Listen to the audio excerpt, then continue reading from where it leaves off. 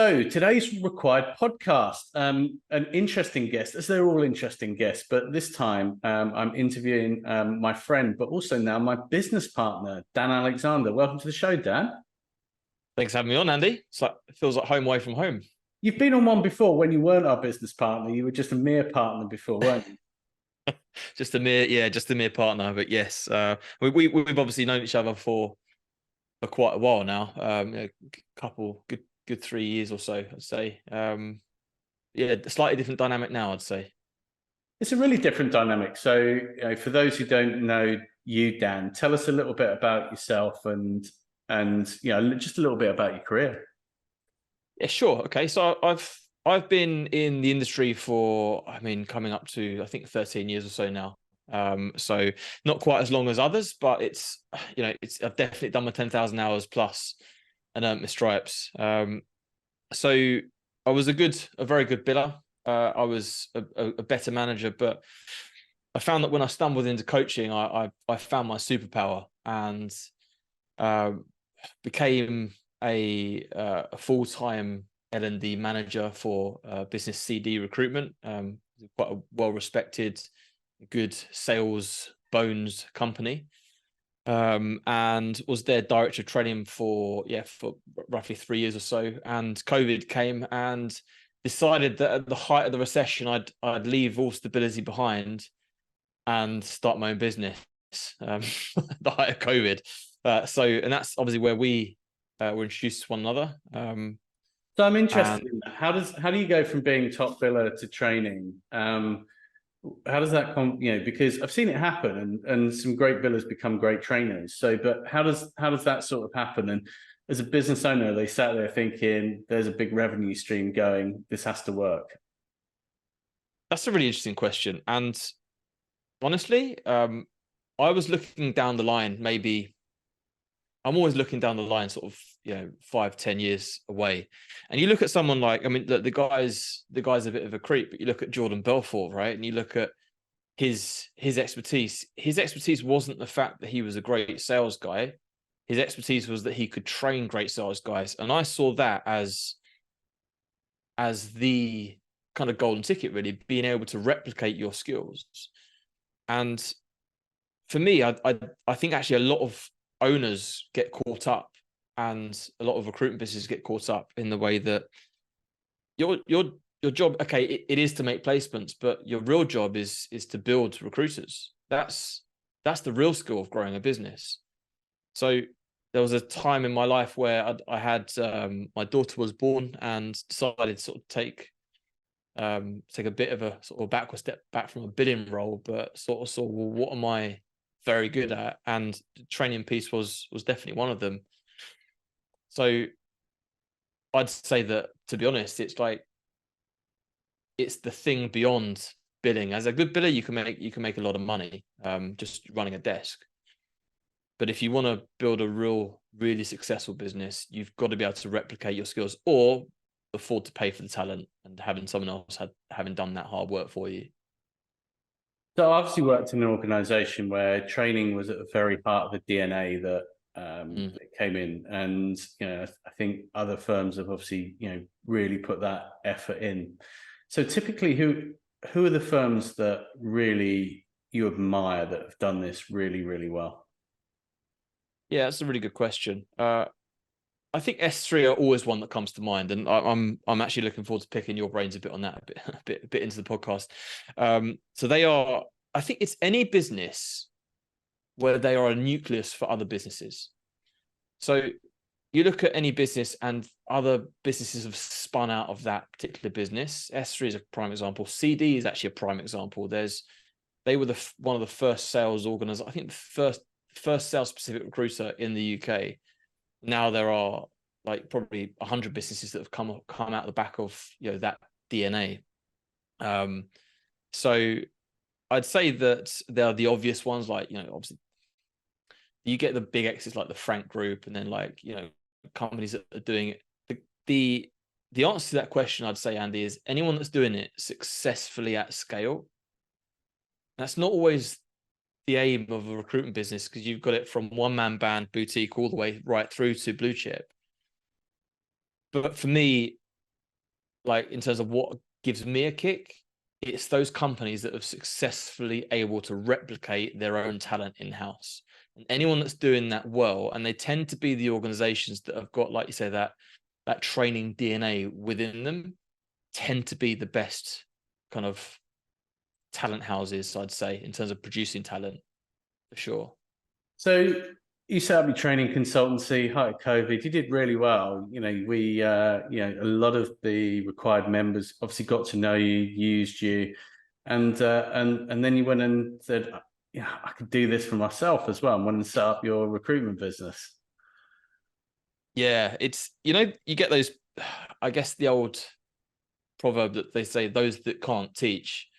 Well, I've never been one of those people that can't do it. I've just chosen to do the training and the L&D. And I got on particularly well with a client of mine who was also looking, he was a one-man band, also looking to scale as well. And he had a kind of a finance background.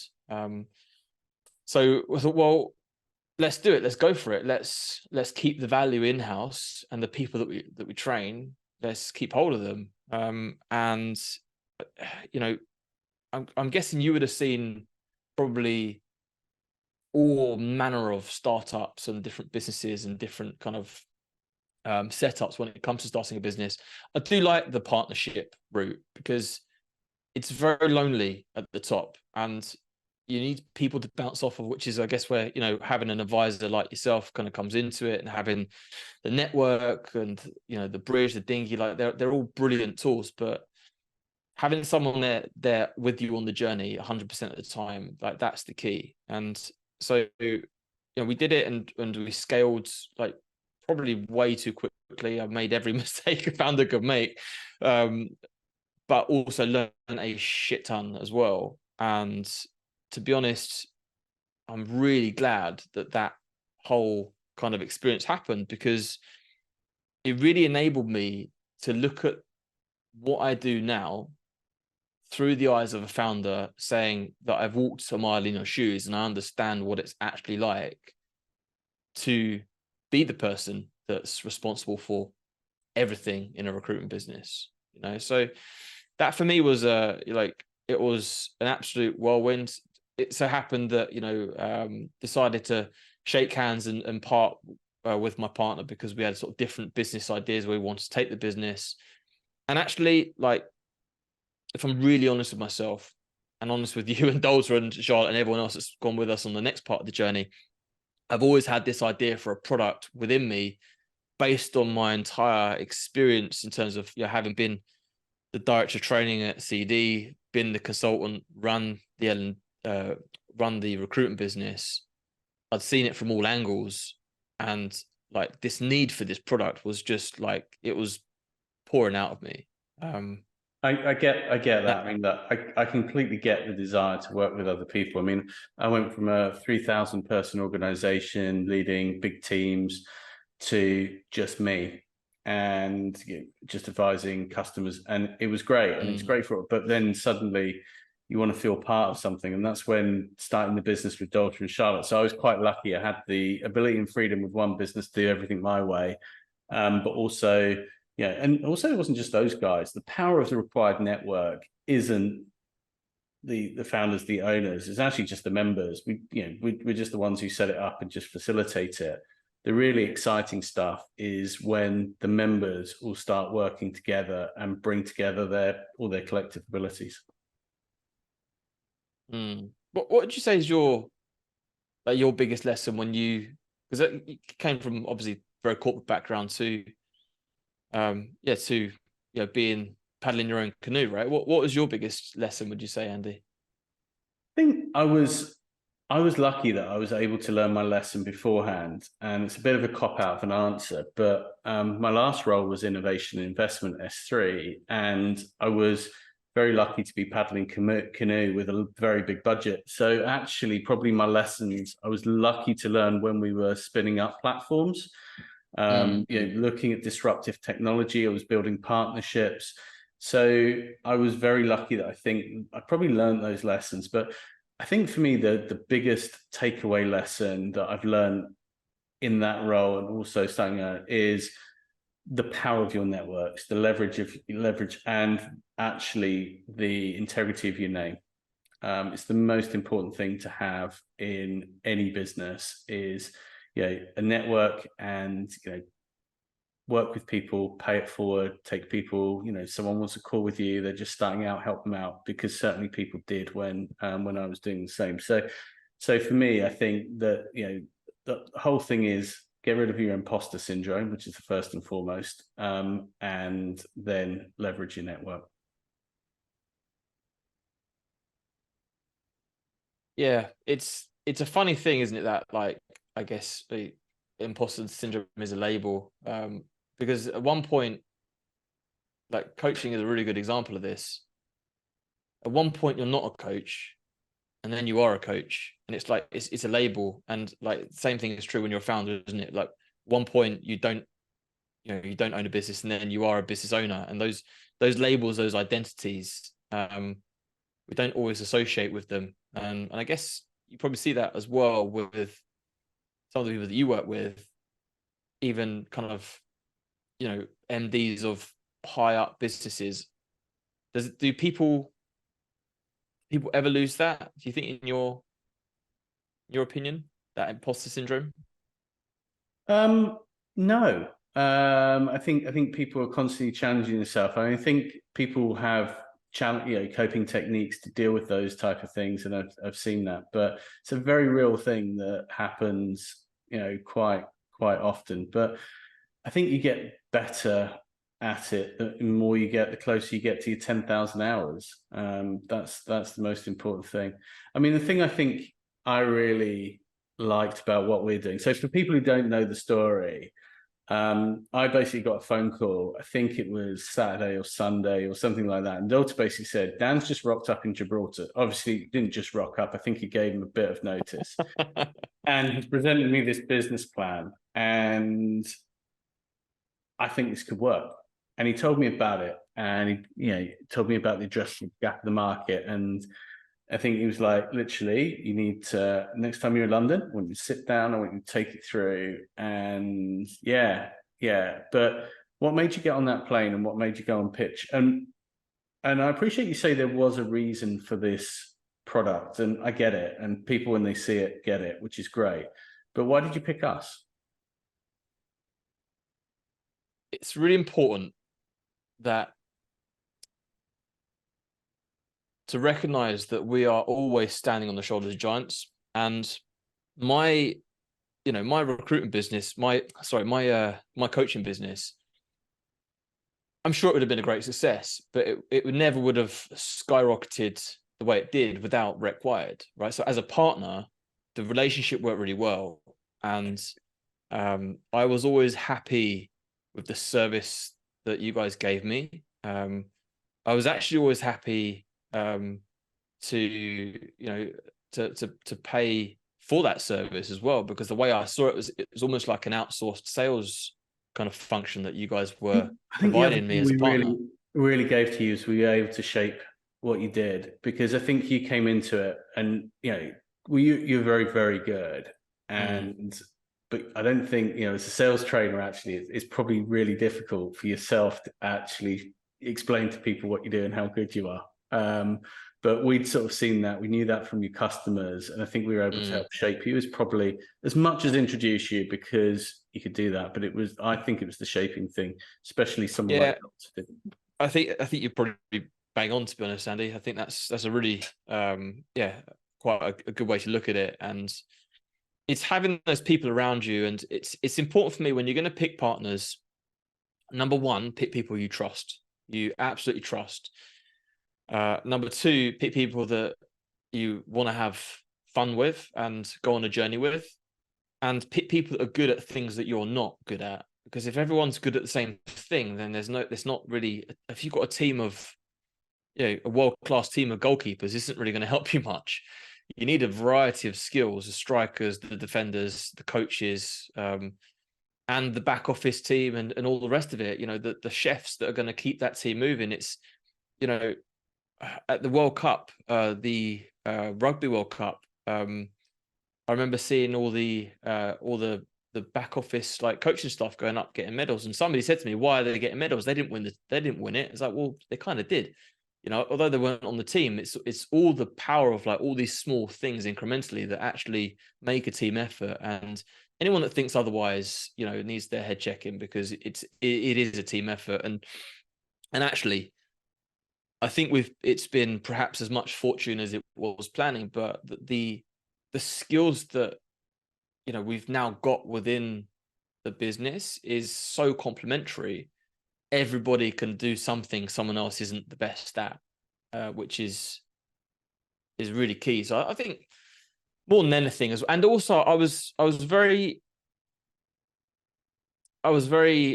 kind of, what's the word? I always admired what you guys have built and the network, and it was, you see these networks where it's almost like a mirror of the founder of that network in terms of the type of people they get.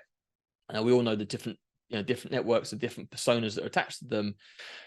And I just resonated with, you know, Dalta, with you, with Charlotte. Like, you just all seem like down to earth people, like real people.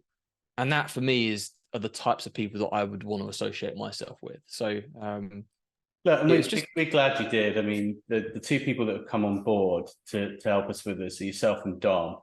And, you know, we'd been doing it together as partners for 3.5 years. We were all pretty, you know, comfortable, as you say, but you brought us that challenge, that new level of challenge. It's a bit like, right, you're doing this. Where does this go next? And I think it's worked nicely of that. And as you say, rather than sort of 3 opinions now, it's 5 opinions, and they're all very, very different. And everyone brings that difference. So we've talked a lot about each other. Tell me about the product.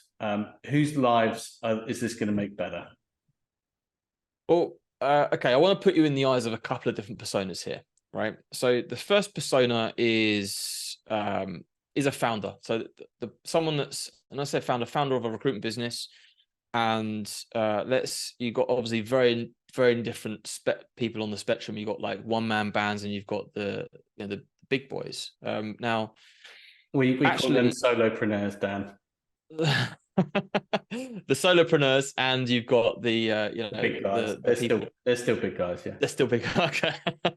So in terms of the solopreneur, like if the aim is to be a solopreneur and just be that person, then it's about being, you know, you're going to be the person that builds. So it's about being the best biller possible, right?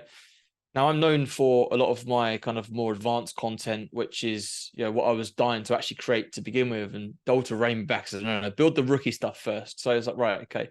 So in its current iteration, this isn't who we've really built the product for. If they're looking to scale their business beyond themselves and they're looking to replicate, then this could be interesting for those types of people, right? So it's in terms of the training element, that is, because actually there's a few different parts of this where we've got the training is only one piece of it. We've got a vault of information. We've got the advisories, you know, from yourself and from me as well, in terms of the training piece going forward. But essentially what this is, it's a one-stop shop platform, L&D platform, in terms of vault of information. It's a community. It's really one place that a founder could want to go to grow and grow their business, right? Now, I came in from the perspective of L&D, training, scaling through people. Now, I always talk about the 3 R's. So recruitment of great people, driving revenue, and retention of those people. And if you can do those 3 things at a rate in which is not as fast as you lose them, you will grow your business. But actually, people struggle to hire, right? And a lot of the reasons they struggle to hire is because they don't, the rookies that are coming through don't feel like they're getting that support. There's nothing there because you're joining a business where there's probably little to no infrastructure around training. So, you know, so that's the first persona where you've got nothing there. The second persona is the business where they've got a bit there, maybe 10 to sort of 30 people. We'll call them, like, obviously the scale ups, right? 10 to 30 to 50 people where you're starting to grow and the business is going somewhere, but actually those processes in a lot of instances probably still don't exist. Perhaps you're looking to get your first L&D person. perhaps the managers are doing a bit of it and you're trying to scale, but you can't quite claw back enough time to do it. So you hire like an L&D person and they come in and they start training the rookies, and they're probably really actually well overpaid to train rookies, because the 101 piece is the first kind of bucket, right, in terms of what you want to give people. But once they've gone through that initial training, most of the time should be spent coaching. And that was a huge frustration for me, being the director of training, where I would, for this 70, 80 person business, where I'd be working through my coaching, that's where you get the biggest returns. And then a wave of 5 or 6 or 7 new rookies come through, and you're then back to scratch doing the same old thing with those guys. And I was banging my head against the wall. So I thought, well, how can we produce this, this piece of work, which is to take this raw piece of material and stamp it through the machine and end up with a car at the end of it. And that's essentially what you're trying to do with recruiters. You're trying to take a raw recruiter, stamp them through this process, and end up with, a decent recruiter at the end of it. So how can I've we do not that? been greatly involved in the project, in the sense that, I've been working on the partner proposition, some of the documentation. Obviously, my role comes in when we start doing the advisory sessions, the building your businesses, the coaching. But when I saw it, I was like, yeah, big smile. Wow. What's been the feedback from actually people in those personas, the individual recruiters who can perhaps get better, the solopreneurs that can just get better, or those operations people, those founders that want to effectively. And the other thing to say as well, it's not only the fact that it takes away that pain, it also says to the people they're hiring, we're investing in you. We're actually, we're spending money. We've built this. This is built for you. This is your thing that we do for you. Over and above, we're just giving you a LinkedIn license. We're going to train you. We're going to put fruit in the office. There's a pool table. So it's over and above. This is what we're doing for you. Yeah, 100%. So the main advice on different personas. So, okay, let's look at the recruiters. So the people that are going to be on the platform, right? Those people that are coming in and they've had little to zero training, and they're looking at this from fresh eyes. A lot of people have said what it does. It gives them what they would get in like an hour and a half session. Let's take something like, I don't know, reverse headhunting or leads, or how to take a job spec. Like, it gives them that 1 hour and a half session, but in condensed short form content that they're used to consuming. I mean, like, if the persona of a kind of a more junior recruiter, let's say call them from anywhere from sort of 20 to 30 coming through, tend to be the main kind of the critical mass that join the industry. And those types of people are used to consuming short form content, got little attention spans. And that was one of the frustrations for other products that we saw out there, that there was long, boring videos by people that haven't done it in God knows how many years. And it's delivered in a way which is like, which is so stereotypical to recruitment training. And we wanted to really break that mold. So the feedback from the junior recruiters has been excellent in terms of, this is something I would do and I watch, and I wish I had it sooner. And when's the next bit of content coming out? What's more? They're looking for more. The L&D personas that we've had on the platform have said, well, this is great because it kind of allows me to leverage my time, free up my time to not do that training piece so much, the rookie piece, and spend time doing the more of the coaching, more of the kind of actually live on desk stuff, which is the thing that really, really moves the needle. So that's been good feedback. The billing managers have found it great because it's something where they can point their guys, and it's not always, the thing is, you can never be all things to all people, right? So the way that I see recruitment and see the world is going to be different to how someone else sees recruitment. And that's really, really important. The first release of this is gonna be one thing to a very specific group of people. Yeah.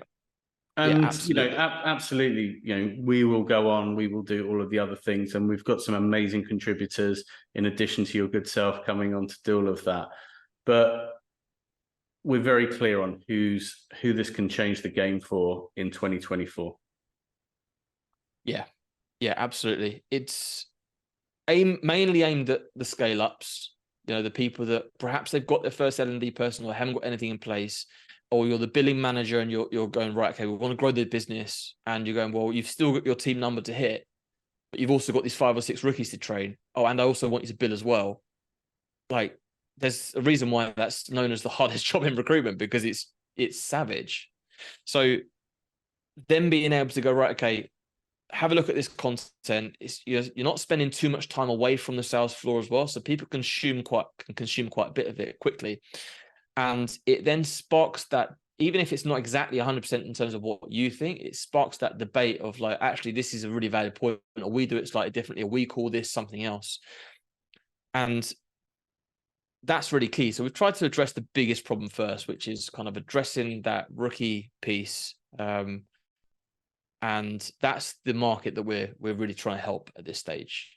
Right. And let's just stop there, because once we've got to nail that, we're going to come on this podcast and we're going to tell just how we've nailed that. And then we're going to do exactly the same for our next cohort, where we're absolutely going to knock it out of the park.